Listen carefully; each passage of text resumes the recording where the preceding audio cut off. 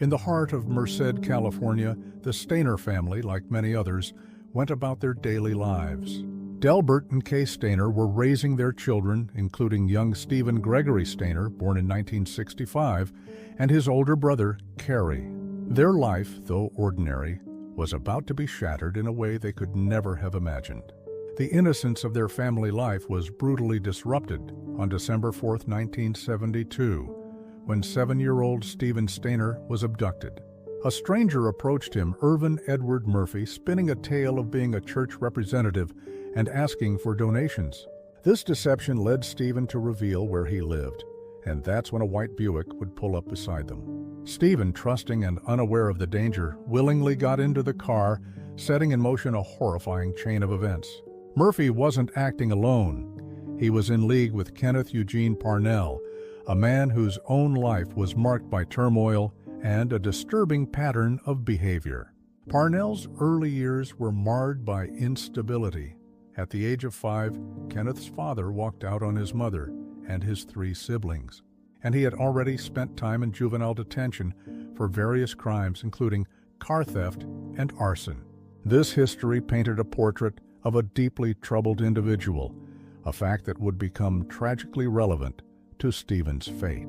Stephen was taken to a cabin in Cathy's Valley, about half an hour northwest of Merced, a place that held a cruel irony. It was near his own grandfather's home. From his very first night in captivity, Stephen suffered unspeakable abuse at the hands of Parnell.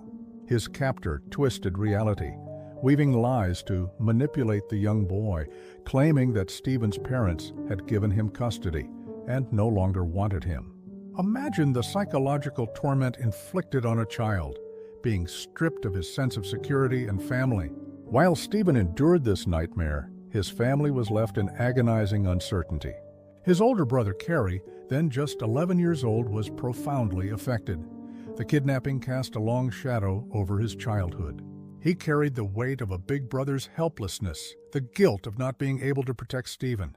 Parnell moved Stephen around California for years, callously attempting to create a semblance of normalcy by enrolling him in different schools. At times, Stephen was left alone, even allowed to wander, but the psychological chains of captivity held him. He was a boy lost in a world of fear and confusion, unsure where to turn for help. Adding another layer of complexity to this dark tale, a woman named Barbara Mace lived with Parnell and Stephen for a period. She claimed to be oblivious to the horrors unfolding, believing that Parnell was Stephen's father. However, there were disturbing incidents that cast doubt on her innocence, suggesting a deeper involvement than she admitted. After years of captivity, a glimmer of hope emerged. In early 1980, Stephen, now 14, seized an opportunity to escape.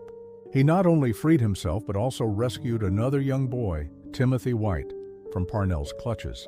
Stephen's courageous act brought the nightmare to an end, but the scars of his ordeal would remain. Parnell was apprehended and faced justice for his crimes, though the punishment seemed inadequate for the years of suffering he inflicted. The case exploded into the public eye, with intense media coverage. Stephen, having lived in the shadows for so long, was thrust into the spotlight, a stark contrast to his years of captivity. Returning to his family was not a simple homecoming. Stephen was a changed person, and readjusting to family life presented its own challenges. The dynamics had shifted, and he struggled to find his place. The trauma he endured also led to difficulties with his peers who ostracized him. Tragically, just as Stephen was building a life for himself, fate dealt another cruel blow. In 1989, he died in a motorcycle accident, leaving behind a wife and children. His life, marked by both suffering and heroism, was immortalized in books and a miniseries. Meanwhile, Carrie Stainer's story took a disturbing and unexpected turn. While Stephen's life was marked by tragedy and a kind of heroism, Carrie's path led him down a dark and violent road. He became the Yosemite Killer, responsible for the deaths of several women. The contrast between the two brothers is stark and unsettling.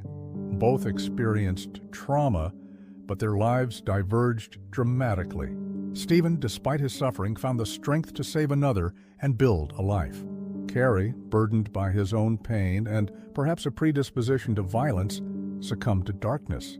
The story of the Stainer brothers is a complex and haunting exploration of the human condition, raising questions about the impact of trauma, the choices we make, and the unpredictable nature of fate. And that brings us to the end of this tragic and complex story.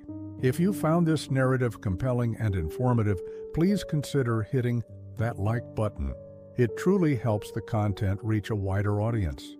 To stay updated on more in-depth explorations of true crime and other fascinating topics, don't forget to subscribe to the channel and ring that notification bell. Your support is greatly appreciated. Finally, I'd love to hear your thoughts and reactions in the comments section below. Feel free to share any insights or questions you may have. Thank you for taking the time to listen.